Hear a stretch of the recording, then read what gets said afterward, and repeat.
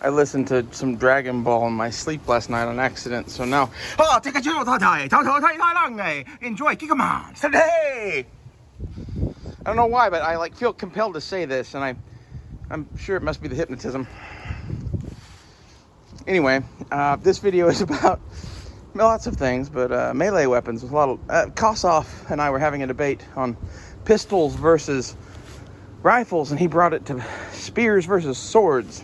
So let's talk about it.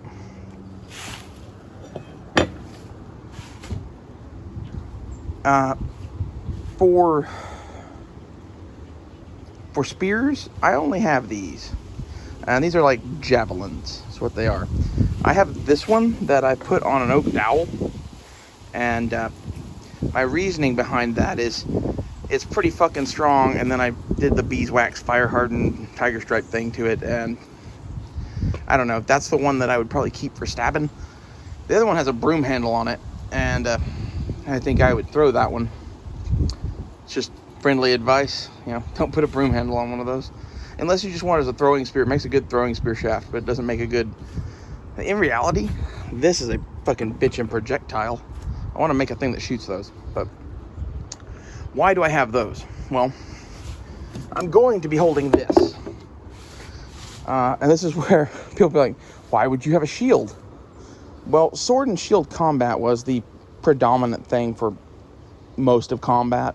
If guns were to magically go away again, not that many people know how to use swords. Old Bessie here is going to come in real handy, because I know how to use this.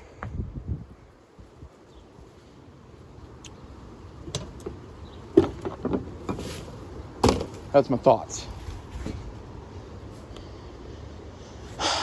So you're going to need to protect yourself from people wielding your shit like these two.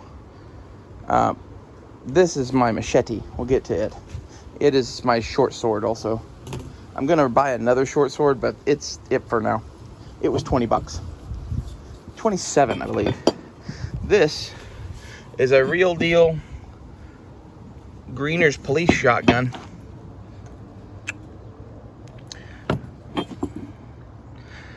And believe it or not, this one has a regular 12 gauge bore. It doesn't even have the special fucking, you know, retarded ammo for the Indian police or whatever that they used to make, that all these are chambered in.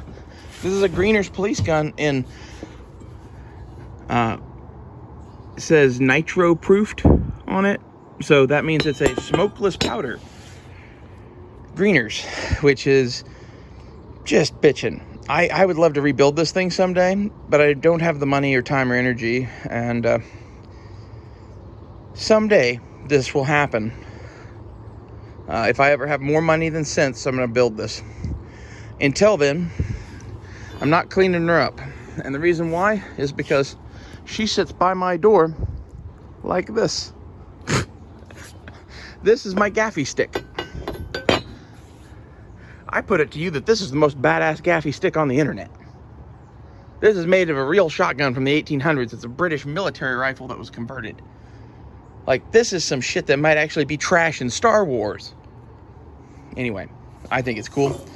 And, like, the real discussion here is you're going to be fighting people with clubs.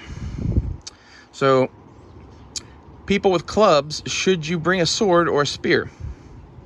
Well, only if you're going to bring a shield to protect yourself. Okay? And, like, I like to know how to use everything. This, for example, is a bow staff. It is the length of the samurai ones, not the, what is it, Chinese or whatever the fuck, the other ones.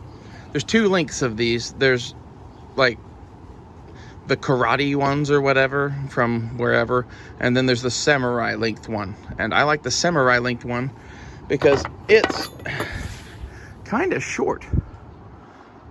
That's 4 feet. And what I did was I took an oak dowel, a 4-foot one, and this is Plastidip, and we Plastidipped it, and then I spray painted over it. And as it turns out, Plastidip and spray paint don't like each other, so OD green came out as this color. I don't know if I'm ever going to use this for anything, but it cost me $4 to make this. So actually more than that, more like 10 bucks. And like the spear next to it is not much more than that. So like I'm not spending a whole lot of money on this shit, but I do have it because I like it. You know, I also have this. And if any one of you can tell me what this is, I'll do a video on this next. I will be impressed if you can tell me what this thing is. I'll have to do a separate video on it though. But it is a stick and you can smack people with it, so it's also here for that. This thing is another thing that you're probably, is another thing that you're probably going to be facing if guns went away en masse. These are only $27. If you can't afford a gun, you bought this. And like this is half of why I do anything. I want to understand my enemy or potential opponents. And I don't think everyone is going to have a gun. In fact, I think guns are going to be few and far between and like a rare prized commodity where we're headed. For whatever reason. Like we're headed into some interesting times for sure. And as such, I would at least know what this is, know how it works, and know where not to fucking stand. This is the thing where like knowing how to use one of these can save your life because you know how to use it and someone is trying to use it against you. This knowledge is power in ways that most of you can't even fucking imagine. And all of this, anything to do with fighting, it stacks. Like, it informs what you do on other things. What I know about cavalry from the 1800s informs what I know about World War II. What I know about World War II informs what I know about Vietnam. What I know about Vietnam informs what I know about today. Go study military history. You know, bitch over or whatever, but like, for the point of swords versus spears, it's very much the same as the pistol versus rifle debate, but it's a little different. You're going to carry a weapon with you everywhere. What are you going to carry? And I put it to you that, for me, carrying this short spear and that shield is not that big of a deal. And in fact, I think it's way more effective than carrying either of those two and the shield. So, if you're not going to use the thing all the time, and your spear can be short, it changes it a lot. A short spear is not as good as a long spear, but it is still pretty damn good. And especially, the reason that I have those two spears, and I was talking about the shield before I got distracted, is because you can hold the shield in your one hand and hold the second spear and the handle of the shield together. And you can even modify the shield to have a rope handle so that it's made to hold this spear, right? And you can look this up. Go look up how to fight with a rotella and spear on YouTube. And you can get one of those rotellas on eBay for 60 bucks. They're clear plastic. You can take them apart and paint them. I just painted the inside of it. And that's why it's shiny. In reality, I might paint the outside. Like, it's too damn shiny. I don't know. I might at least hit it with matte clear coat. I could do that. It's a good idea. Anyway, I would definitely buy the rotella. And I would definitely buy this thing for 20 bucks. And there's your sidearm. And then you get yourself a couple of these and make yourself some shafts out of whatever you can find.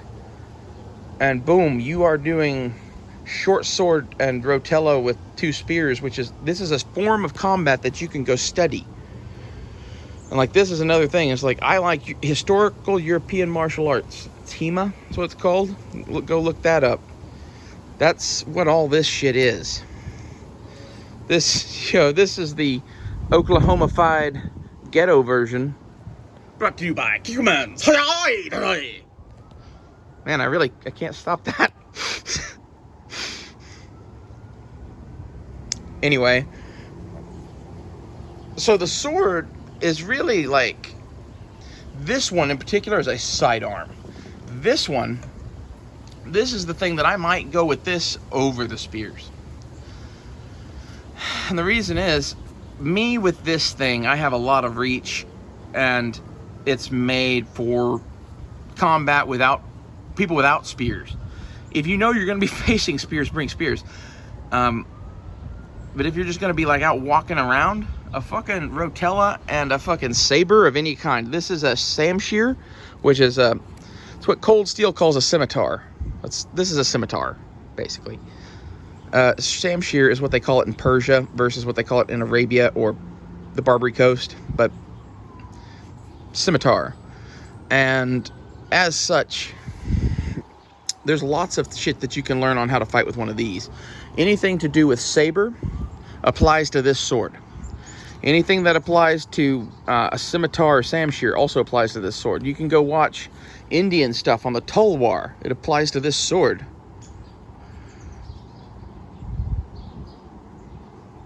Sorry, I'm getting a text from my grandma about pictures of pecans. I don't know what that's about. I'll have to see what that's about later. I think I'm going to the store. This is how I would encourage you to be, is that I, believe it or not, have a melee system figured out. And if you fuck with me, you're not fighting me. You're fighting 10,000 years of warrior tradition. Good luck. Very much. Good luck. That's, you know, why wouldn't you want to incorporate that into what you are doing?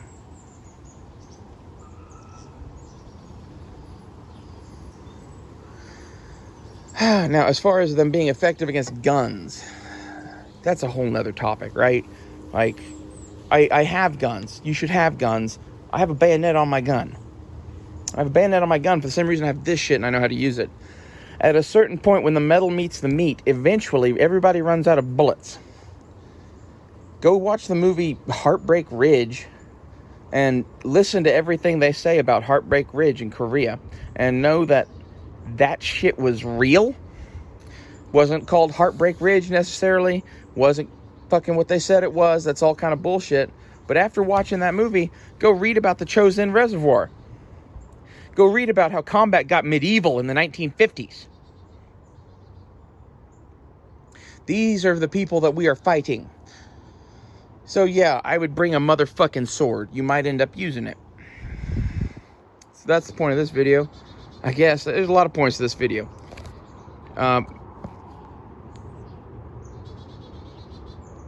For my answer on this question, it kind of echoes Kossoff, like both, but it's varied. Like, if I'm going to be carrying the spears, I probably will carry this. And the Gladius is really, like, if I was only going to own one sword, a cheap Cold Steel Gladius machete, properly sharpened. This thing came with a dull tip, and I ground it with a Dremel tool round. It's round and spike it, and then it goes into being sharp right about here. It starts being sharp and goes very sharp somewhere in where the metal